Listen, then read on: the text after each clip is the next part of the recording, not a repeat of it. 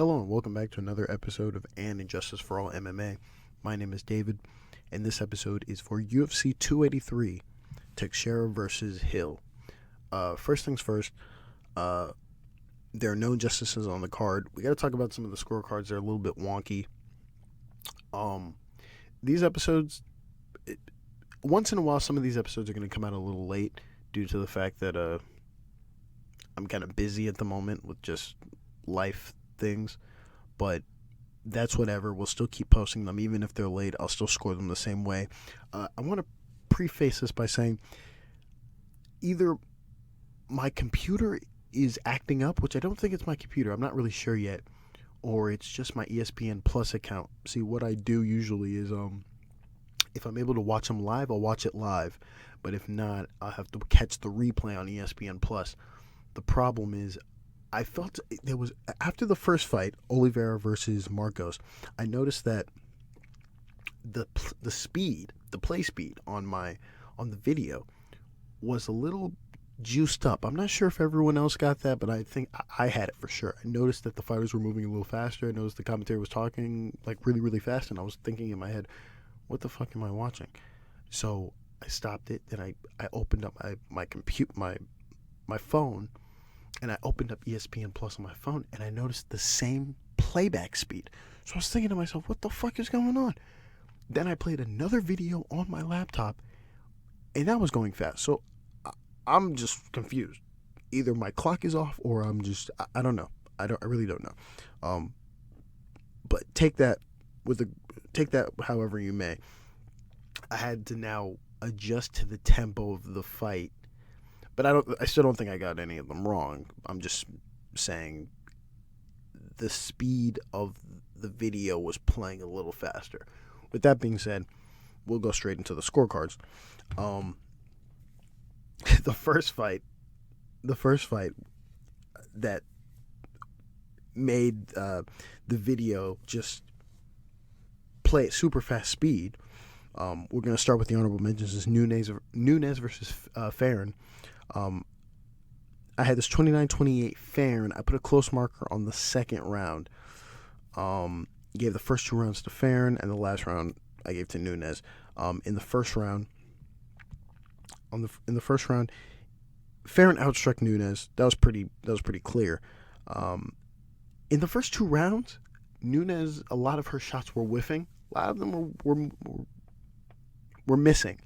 Right? She would kind of hit Fairn one time, and then the next three shots that she had would just miss, or she would miss the first three shots, and then the last shot would hit. It's a weird one. It's a weird one. It reminds me of can't think of the name, so I'm just gonna skip it. But anyways, she just missed a lot of her shots in the first two rounds. But first round, Fairn outstrikes Nunes, clear as day. Second round, it's very close on strikes. They were kind of trading strikes that landed. There's a lot of missed shots. I think Fairn won this round. I really believe Fairn won this round. But if you look at the strike numbers, they're actually kind of close, and they only separate by one strike. So I can't really, you can't do a thing where you complain here. And then in the third round, it's also close again on strikes. Nunes is outstriking her, but it's a little closer than it seems, but Nunes obviously outstrikes Fairn. You go to the judges' scorecards, and all three judges have it the same way. Holly and Pontes, Derek Clearly, and Mike Bell have it 29-28 for Nunes. They gave the second round to Nunes. I get it, right? If you watch that second round, it looks as though she has her moments, but she does get outstruck in my view. But it's a close round, so there's that. One thing you'll notice when I skim through these scorecards is that there's a lot of 10-8s on this card, and then there's some 10-8s that shouldn't have happened. A lot of the Brazilian, now I don't want to say this and make it sound away, but a lot of the Brazilian judges gave out 10-8s like they were candy. Right? In the U.S., there's a complaint about, hey, shouldn't we give out a lot more 10-8s? It seems like here, these guys were just willing to just give 10-8s. And I don't think they were biased to the Brazilian fighters, but these guys really, their threshold for 10-8s is so low. They want to just give out 10-8s when they want to. That I don't like. I feel like that can really fuck up a not only a good fight, but a scorecard. It could really mess up a scorecard. We're going to go to the next honorable mention, which was basically the next fight, and it was Alves versus Dalby. I was surprised when I heard split decision. This was a split decision. I had this 29-28 for Dalby. The first 2 rounds I gave to Dalby. The last round I gave to Alves. I put a close marker on the third round. I think you can actually argue that third round for Dalby. But, yeah. You go to the first round. Dalby outstruck Alves. It's a weird round because he outstruck him, and then Dalby started going into the clinch a little bit. So it was one of those weird looking rounds. You go to the second round. He definitely outstruck Alves. Alves had a takedown, but he really didn't do anything with it. And then you go to the third round. It was close on strikes. Alves was kind of outstriking him in that first half, and then Dalby kind of like closed the gap. But Alves did enough, and I felt as though he outstruck Dalby, but it's a little closer than it may seem. Hence why I have it 29-28 for Dalby. You go to the judges' scorecards. Fabio Alves, his scorecard reflects mine. Derek Clearly, he gives the first round to Dalby, and then he gives the last 2 rounds to Alves. This was something I was actually scared about throughout the night, because there were these moments where a fighter would get a takedown after getting outstruck and kind of sit on them for a little bit and not do anything with the takedown, and the crowd kind of screaming really loudly for the takedown. And in my head, I'm just thinking, yeah, but they're not really doing anything with it. They're not doing anything with it. And the back of my head felt like, yo, if a judge gives this to him, I'm going to be mad. And look what happened here. It turned out that it wasn't even a Brazilian judge, which I hate to keep referencing, but that, it is what it is. It's an American judge who judges every UFC fight. It's insane how the second round was given to Alves, given he was outstruck. He had a takedown, but he didn't do anything with it. Honorable mention there for that one. That makes no sense. And then he gives the last round to Alves. That's fine. And then Saul Diamata also reflects the same scorecard as me and Alves. Next honorable mention, we go to Abdurakhimov. Oh, I think I killed it. Abdurakhimov versus Almeida. I give the first round to Almeida. This fight got finished in the second round, TKO for Almeida. In that very first round, Almeida had 2 takedowns with ground and pound. It was looking a little bit slow up until the end, but it's obvious. He didn't do enough, and this is the part where I get a little pissed at. He didn't do enough to where it warranted a 10-8. Almeida does this a lot, where he kind of just pretends to stand on the feet. Not to say he can't strike on the feet, but that's what it's looking like. He stands on the feet for a little bit, kind of lulls you into this thing that he's probably going to strike, takes you down, and then rides you, and then finally does ground and pound. He really waits for the ground and pound, but he's, I'm probably more mad at him than I am.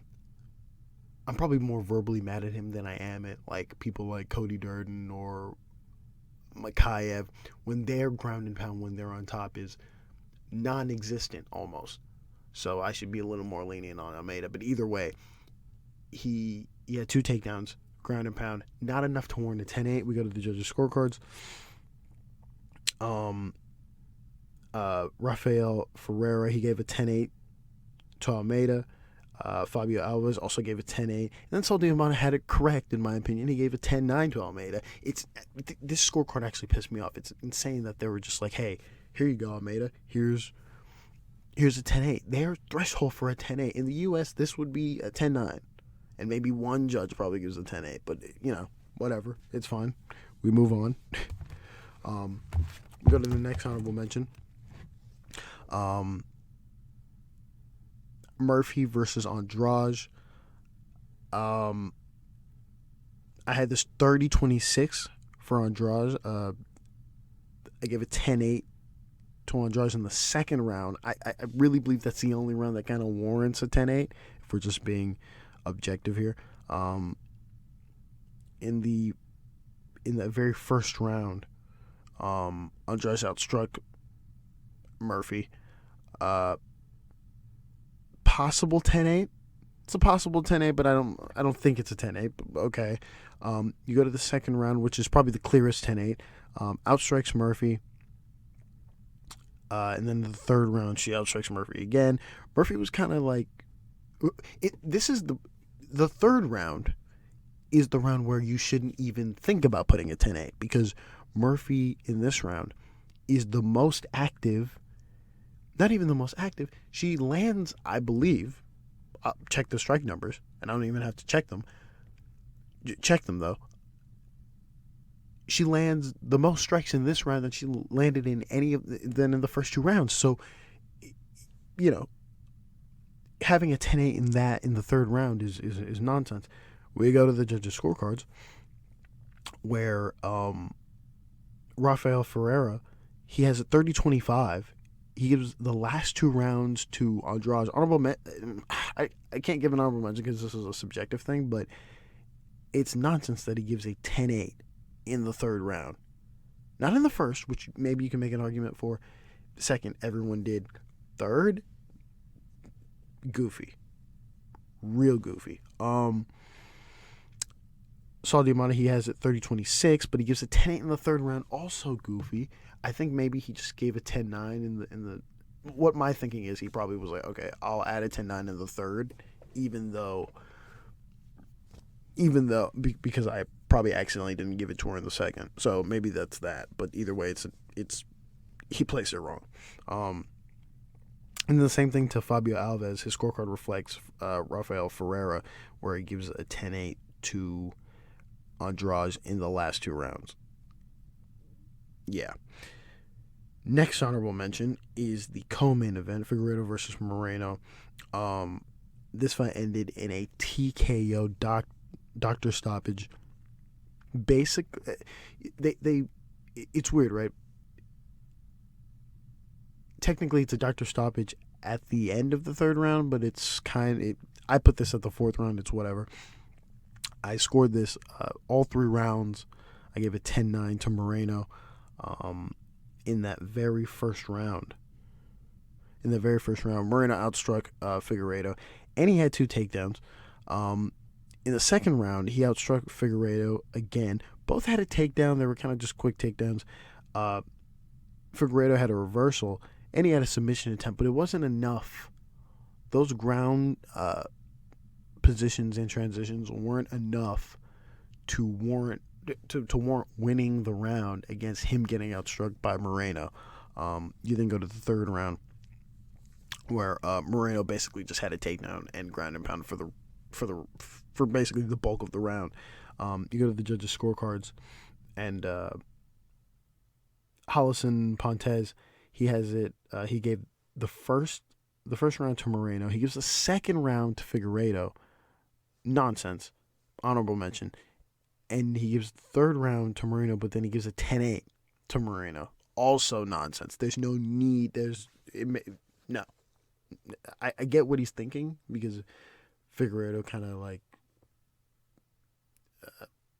got hit with the punch that blinded him, and then boom, occasional ground and pound. Nonsense. Derek Clearly. First round he gives to Moreno. Second round he gives to Figueiredo. Honorable mention. And then the third round he gives to Moreno. And then Mike Bell, his scorecard reflects Derek Clearly. Honorable mention there. All three judges gave the second round to Figueiredo, and I think that's because of the submission attempt, even though he not only did Moreno get out of it, but it wasn't significant because he was still outstruck on the feet.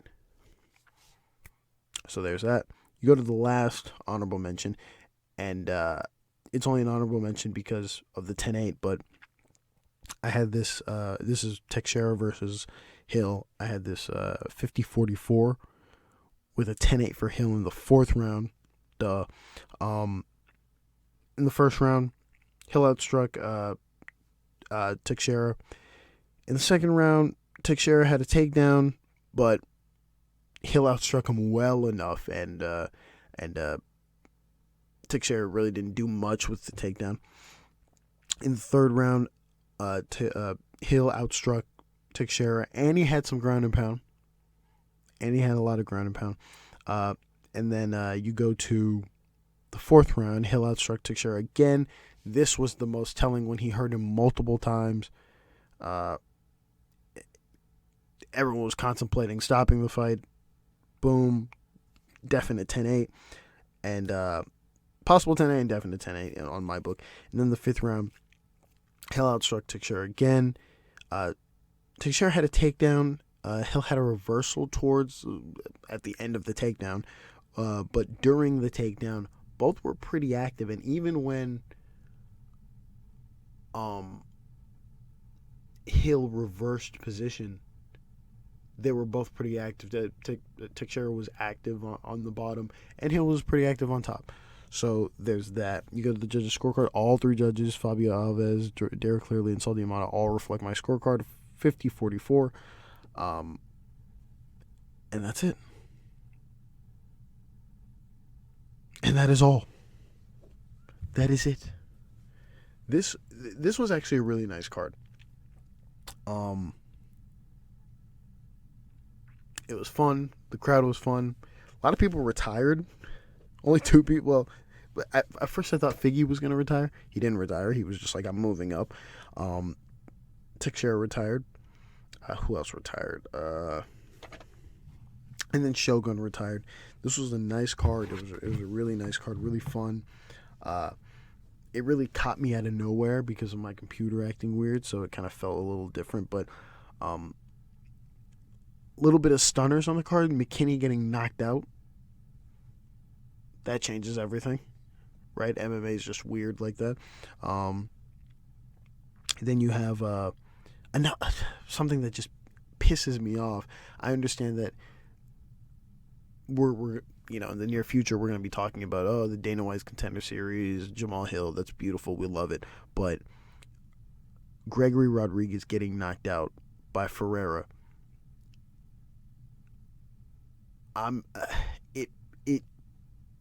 It hurts my soul. It hurts my soul because there's a part of me that's just like, wow, sometimes you like to hear, when you watch a lot of the fight nights, it's always, next man up, take this opportunity, right? Sean Strickland's sitting at home and he's like, I can fight Imavov, whatever, right? That's cute. Because in the grand scheme of things, even if you were to lose Imavov, it doesn't really matter. But you look at Rodriguez, who I realize now is 30, is younger than I thought he was. And he was basically on his way to getting in the rankings. Let's just be real about this. He's on his way to getting in the rankings. And was going to get Tavares. Doesn't get Tavares. And if you're just his man, because I don't want to put this into like union talk, but if we're just going to be real here for a second. If you're his manager, if you're somebody in his ear, if you're him, if you're just Gregory, you should you're like, just bring up and comer guy. I'm sure in his head he's probably like, I'm going to start this kid, right? Because if we're just being real here, three fights in a row, or not even in a row, there are 3 fights where Gregory should have been sent to the moon. Versus the Korean guy whose name is Park, Chitty.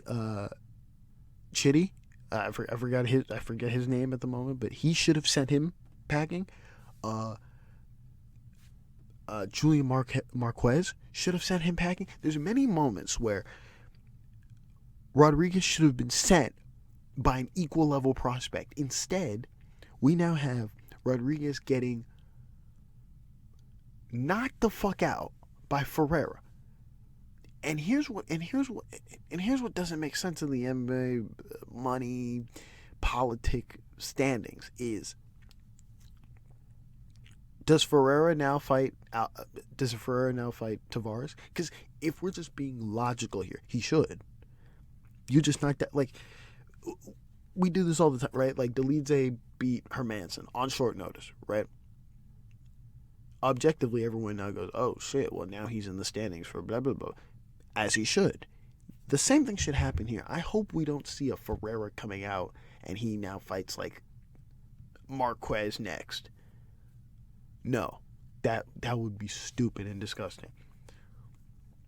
And does Rodriguez get pegged down, or does he get rewarded in the sense that he saved his spot on the card and fight Tavares? Because in the back of my head, I think two of those things happen. I think Ferreira should fight, now that he's beaten Rodriguez, he should still fight upper level competition, and Tavares should still have to fight Rodriguez. So there's that.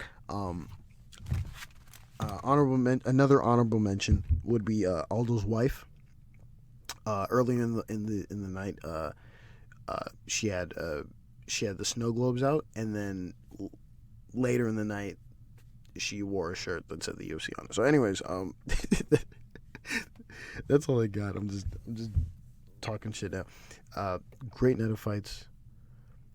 I'm not looking forward to February 5th, where I have to stay up till like 3 o'clock to score a fucking UFC card, but it is what it is.